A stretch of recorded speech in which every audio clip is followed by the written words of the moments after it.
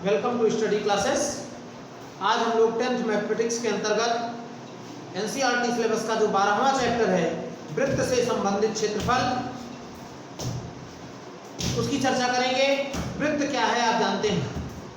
वृत्त उस बिंदु का बिंदुपथ है जिसकी एक स्थिर बिंदु से दूरी सदैव नियत होती है।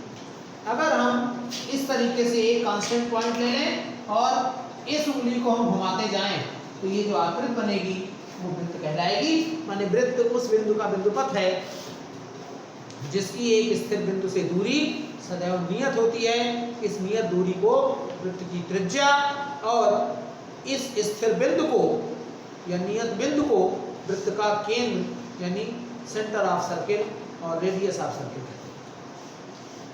अब अगर एक वृत्त है जिसकी त्रिज्या r है, एक वृत्त ये है जिसकी त्रिज्या r है, ये रेडियस है, ये इसका सेंटर हो गया O, तो इसका जो परिधि होगी वृत्त की परिधि 2 पाई r होगी। क्षेत्रफल क्या होगा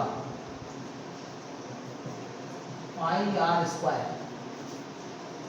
अर्धवृत्त अगर है तो अर्धवृत्त का क्षेत्रफल क्या होगा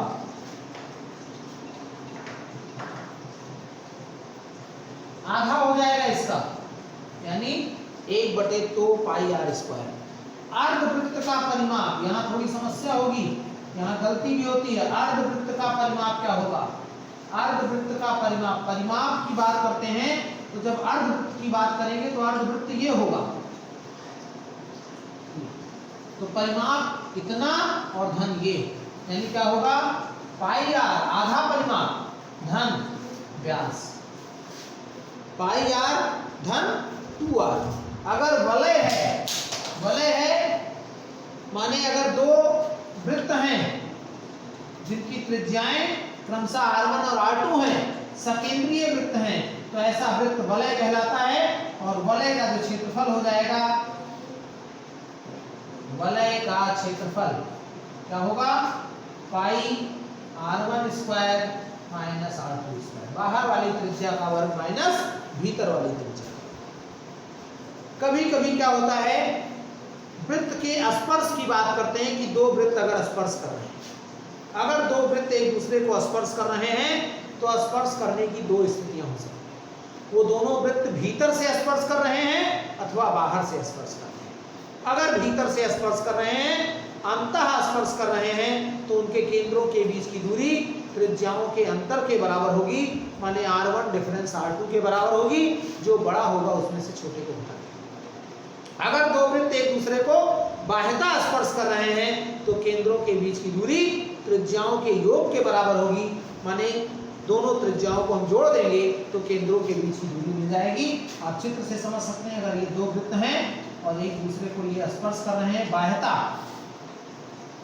तो ये जो केंद्रों के बीच की दूरी है C1 C2 वो r1 प्लस r2 के योग के बराबर होगी। माने C1 C2 बराबर r1 प्लस r2 इसके। और अगर आंतरिक स्पर्श कर रहे हैं, ये भीतर से स्पर्श कर रहा है, तो C1 C2 बराबर हो जाएगा r1 डिफरेंस r2, जो बड़ा होगा उसमें से छोटे को घटा देंगे। अब कभी कभी पहिए के घूर्णन की बात होती है, तो जब पहिया घूमता है तो एक पहिए में एक घूर्णन में कितनी दूर जाएगा।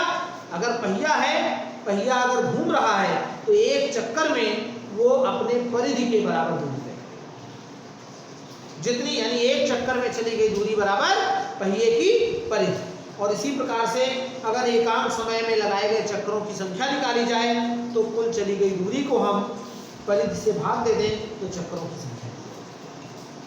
इन सूत्रों की आपको जरूरत पड़ेगी, आप ढंग से इनको लिखें और तैयार करें। बहुत आसान सवाल है। एक वृत्ताकार मैदान का व्यास 70 मीटर है, तो इसकी परिधि और क्षेत्रफल ज्ञात कीजिए। तो व्यास दिया है और आप जानते हैं व्यास क्या होता है 2r, ये 70 मीटर हो गया, तो r होगा 70/2 यानी 35 मीटर। अब परिधि क्या होती है, परिधि हम लिखते हैं 2 पाई r, तो 2 22/7 और ये 35, 7 × 5 = 35, 22 दहम 22 दहम 220, 220 मीटर परिधि हो गई। और क्षेत्रफल निकालना है तो क्षेत्रफल क्या हो जाएगा, क्षेत्रफल का फार्मूला आप जानते हैं पाई आर स्क्वायर, 22/7 35 गुणे 35, 7 पचे 35, 22 पंचे 110 गुणे 35 तो 5 3850 मीटर स्क्वायर, 3850 मीटर स्क्वायर ये इसका क्षेत्रफल हो जाएगा। इस प्रकार से परिधि और क्षेत्रफल हो सकता है। इसी में सवाल हो सकता है आपके लिए क्षेत्रफल दिया हो, परिधि और व्यास पूछा जाए। तो क्षेत्रफल दिया है तो ये फार्मूला लगाएंगे, त्रिज्या प्राप्त हो जाएगी और त्रिज्या निकाल लेंगे, फिर हम परिधि का सूत्र लगाकर परिधि निकाल सकते हैं। कभी कभी परिधि दिया हो सकता है, क्षेत्रफल और व्यास पूछा जाए तो परिधि दिया है तो ये फार्मूला लगा के हम आर निकाल लेंगे और फिर आर का मान यहाँ रख के क्षेत्रफल निकाल लेंगे और यहाँ रखेंगे तो हमको व्यास मिल जाएगा। तो इस तरीके से ये एक प्रश्न हो सकता है। एक और महत्वपूर्ण प्रश्न हो सकता है परीक्षा के लिए, ये एक इंपॉर्टेंट प्रश्न हो सकता है। एक वृत्ताकार मैदान पर बाड़ लगाने का व्यय 12 रुपए प्रति मीटर की दर से 2640 रुपया है। मैदान की जुताई का कुल व्यय क्या होगा, जबकि प्रति वर्ग मीटर का व्यय 0.5 रुपया है। तो कुल बाड़ लगाने का व्यय, बाड़ लगाने का व्यय दिया है आपके पास रुपए 2640। तो प्रति मीटर का व्यय 12 रुपया है तो बाड़े की लंबाई निकालिए। बाड़े की लंबाई जो होगी, बाड़े की लंबाई ही उसकी परिधि हो जाएगी। बाड़े की लंबाई अर्थात परिधि, बाड़ा मतलब चारों तरफ, तो चारों तरफ जो बाड़ा लगेगा उसकी जो लंबाई होगी, अगर हम कुल खर्च को 1 मीटर के खर्च से भाग दे दें तो हमको मिल जाएगा 2640 220। ये 220 मीटर इसकी परिधि हो गई। और आप जानते हैं कि परिधि होता है 2 पाई आर, तो 22/7 तो आर क्या हो जाएगा, आर बराबर यहां से फाइंड कर लेंगे, R equal to 220 multiplied by 7/2 into 20, तो 10 हो जाएगा 5 तो 35 मीटर। ये आया रेडियस, त्रिज्या। अब क्षेत्रफल निकालना, मैदान का क्षेत्रफल बराबर pi r square area of field 35 multiplied by 5 110 गुणे 35 तो 5 35 को 35 यानी 3850 मीटर स्क्वायर। अब इसका खर्च पूछ रहे हैं, जुताई कराने में कितना खर्च लगेगा, तो जुताई कराने में खर्च लगेगा प्रति वर्ग मीटर के व्यय से गुणा कर दें, इसलिए यहाँ लिखेंगे जुताई का खर्च कितना होगा 3850 गुणे 0.5 और ये 1925 रुपया। कितने रुपया उसको खर्च करना पड़ेगा कुल मैदान की जुताई कराने के लिए। एक महत्वपूर्ण प्रश्न और, एक रास्ता वलय के रूप में है, इसकी आंतरिक तथा बाह्य परिधि क्रमशः 264 मीटर और 484 मीटर है। रास्ते की चौड़ाई क्या होगी, तो आंतरिक तथा बाह्य त्रिज्या R1 तथा R2, आंतरिक परिधि 2 पाई R1 बराबर 264 मीटर और इसको आप सरल करके R1 का मान निकालें, तो R1 बराबर 264/2 264 2 22/7 तो 22 1 2 यानी 7 6 42 मीटर हो गया 2 पाई R1 से R1 तक। और इसी प्रकार से आप R2 निकाल लीजिए। 2 पाई R2 दिया है आपके पास 484 तो R2 हो जाएगा 484/2 पाई 4/2 22 2 और 11 यानी 77। अब रास्ते की चौड़ाई पूछ रहे हैं, वलय है, वलय में रास्ते की चौड़ाई का मतलब हुआ कि इस तरीके का वलय होता है, हमने अभी इसकी पहले चर्चा की थी, इस तरीके का। तो ये जो दूरी होगी R2 - R1 के बराबर हो जाएगी, माने रास्ते की चौड़ाई बराबर, रास्ते की चौड़ाई बराबर R2 - R1। जो बड़ा होगा उसमें से छोटे को घटा देंगे। निश्चित रूप से बाहरी त्रिज्या बड़ी होगी, बाहरी त्रिज्या R2 है, तो R2 - R1 77 - 42 और ये 35। इस प्रकार से हमको ये रास्ते की चौड़ाई प्राप्त हो जाती है। ये प्रश्न बहुत इंपॉर्टेंट हो सकता है क्योंकि लीक से हट के सवाल है, बिल्कुल पटरी से अलग सवाल है, सीधा सीधा सवाल नहीं है। यहाँ 2 वृत्त दिए हैं जो एक दूसरे को बाह्यतः स्पर्श करते हैं, उनके केंद्रों के बीच की दूरी 8 सेंटीमीटर है, उनके क्षेत्रफलों का योग 40 पाई सेंटीमीटर स्क्वायर है, तो उनकी अलग अलग त्रिज्याएं ज्ञात कीजिए। तो माना त्रिज्याएं क्रमशः R1 तथा R2। तो आपके पास एक शर्त दी है कि R1 - R2 बराबर 8, ये समीकरण 1 है। और पाई R1 स्क्वायर क्षेत्रफलों का योग पाई R2 स्क्वायर बराबर 40 पाई। और इसको आप लिख सकते हैं, पाई काट लीजिए कॉमन लेकर, 40। अब यहां से आप R2 का मान अगर निकालते हैं तो आएगा 8 - R1 और आप यहां मान रख दीजिए, क्या होगा R1 स्क्वायर 8 - R1 का होल स्क्वायर बराबर 40। क्या लिख देंगे R2 का मान समीकरण 1 से 2 है, 2 में रखने पर क्या मिलेगा R1 स्क्वायर ये 64, R1 स्क्वायर 16 R1 बराबर 40। पक्षांतर करके सरल कर लीजिए, 2R1 square R1 square minus 16 R1 और 40 इधर आएगा, 64 है तो 24 बचेगा 24।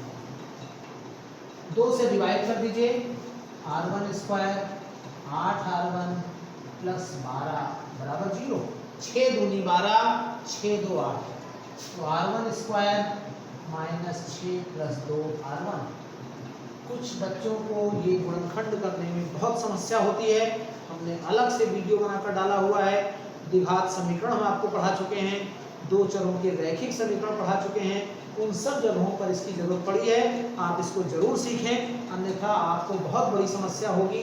अगर आप गुणनखंड करना नहीं जानते हैं तो आप समीकरण को हल नहीं कर सकते। जब तक आप समीकरण हल करना नहीं सीखेंगे, आपको मुझे लगता है कि मैथमेटिक्स पढ़ने में बड़ी समस्या होगी। तो आप समीकरण को गुणनखंड विधि से कैसे हल करें ये जरूर सीखें। हम यहाँ फिर चर्चा कर देते हैं। यहाँ 1 लिखा हुआ है, यहाँ प्लस 12 लिखा हुआ है। प्लस 12 का जब हम 1 से गुणा करेंगे तो 12 आएगा। 12 का हमको ऐसा गुणनखंड ढूंढना है कि जोड़कर 8 आ जाए। तो 6 दूनी 12, 6 2 8। चूंकि जोड़कर इसलिए क्योंकि यहाँ पर और यहाँ पर जो अंक दिए हुए हैं उनके चिन्हों का गुणनफल प्लस आया है। अगर यहाँ और यहाँ पर दिए हुए अंकों के चिन्हों का गुणनफल माइनस आया होता तो हमको घटा कर 8 लाना। तो इस तरीके से 6 दूनी 12, 6 2 8। अब आप इसका R1 square 6 R1 2 R1 plus 12 बराबर, इसको एक साथ ले लीजिए तो R1 कॉमन, R1 माइनस 6, यहाँ से 2 कॉमन, R1 माइनस 6। तो आपके पास गुणनखंड हो गया R1 माइनस 6 और R1 माइनस 2, यानी आपका मान हो जाएगा R1 माइनस 6 बराबर 0, R1 बराबर 6 सेंटीमीटर और R1 माइनस 2 बराबर 0, तो R1 बराबर 2 सेंटीमीटर। अब जब R1 6 रखेंगे तो R2 क्या आएगा 8 माइनस 6 यानी 2 सेंटीमीटर। और जब R1 2 रखेंगे तो क्या आएगा 6 सेंटीमीटर। यानी त्रिज्या क्या होगी 6 2 या 2 6, एक ही बात है।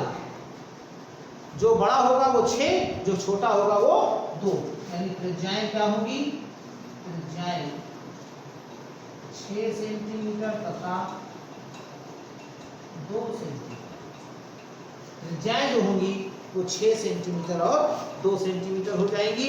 बहुत महत्वपूर्ण सवाल हो सकता है, इस तरीके के प्रश्न हो सकते हैं। इसी तरीके का एक दूसरा प्रश्न आप करने का प्रयास करेंगे, वहां पर त्रिज्याओं का अंतर दिया हो सकता है। बिल्कुल सेम क्वेश्चन हम पढ़ दे रहे हैं, दो वृत्त परस्पर अंतः स्पर्श करते हैं। जैसे यहाँ क्या था, बाह्यतः स्पर्श करते हैं, यहाँ पर त्रिज्याओं का योग कहीं नहीं लिखा है। ये सवाल आसान हो जाएगा, इसको भी डाल के लिख दिया जाएगा कि त्रिज्याओं का योग 8 सेंटीमीटर। बाह्यतः स्पर्श करते हैं, जब बाह्यतः स्पर्श करते हैं तो उनके केंद्रों के बीच की दूरी त्रिज्याओं के योग के बराबर होगी, यानी r1 + r2। यहाँ आप लिख सकते हैं बाह्यतः स्पर्श करते हैं, बाह्यतः स्पर्श करते हैं, इसलिए केंद्रों के बीच की दूरी जो होगी वो त्रिज्याओं के योग के बराबर होगी। अगर यही सवाल होता कि अंतः स्पर्श करते हैं तो आप यहाँ लिखते r1 - r2 बराबर। एक प्रश्न हो सकता है कि दो वृत्त एक दूसरे को या परस्पर अंतः स्पर्श करते हैं, तो यहाँ प्रश्न लिखे दे रहे हैं, आप उनको करेंगे। उनके केंद्रों के बीच की दूरी 6 सेंटीमीटर है, उनके केंद्रों के बीच की दूरी 6 सेंटीमीटर और क्षेत्रफलों का योग दिया हुआ है 68 पाई सेंटीमीटर स्क्वायर, 68 पाई सेंटीमीटर स्क्वायर। उनकी अलग अलग त्रिज्याएं ज्ञात करनी है। ये अलग प्रश्न है, ये अलग प्रश्न है। यहाँ पर हम थोड़ा सा आपको हिंट दिए दे रहे हैं, r1 - r2 का मान 6 हो गया, केंद्रों के बीच की दूरी 6 सेंटीमीटर हो जाएगी और पाई r1 square pi r2 square बराबर 68 पाई r1 स्क्वायर धन r2 स्क्वायर बराबर 68। अब एक समीकरण ये हो गया, एक ये हो गया, आपको इन दोनों को हल करना है और r1 r2 का मान निकालना है। उत्तर आपका आएगा r1 8 सेंटीमीटर और r2 2 सेंटीमीटर। ये प्रश्न भी आपका इम्पॉर्टेंट हो सकता है। ये प्रश्न ऐसा है जिसमें अंतः स्पर्शी की बात की गई है। जब वृत्त एक दूसरे को अंतः स्पर्श करते हैं तो केंद्रों के बीच की दूरी त्रिज्याओं के अंतर के बराबर होती है। ये आपकी जो पहली प्रश्नावली है एनसीईआरटी की वो आप कंप्लीट करेंगे। अगले सेशन में हम वृत्त के त्रिज्य खंड और वृत्त खंड की चर्चा करेंगे, उनके प्रश्नों को हल करेंगे। महत्वपूर्ण टॉपिक है, जरूर आप देखें, पूरा वीडियो देखेंगे तो आपको कॉन्सेप्ट निश्चित समझ में आएगा। वीडियो को लाइक और शेयर जरूर करें। अगर आपने हमारे channel study classes bye Ajay Mehrotra को अभी तक सब्सक्राइब नहीं किया है तो चैनल को सब्सक्राइब करके बेल आइकन को प्रेस कर दीजिए, ताकि इस पर आने वाले वीडियो के नोटिफिकेशन आपको मिलते रहें और आप उनका बेहतर लाभ लेकर अपना सिलेबस अच्छे से तैयार कर सकें। अगले सेशन में हम जो इसका रेस्ट पार्ट बचा हुआ है उसकी चर्चा करेंगे। धन्यवाद।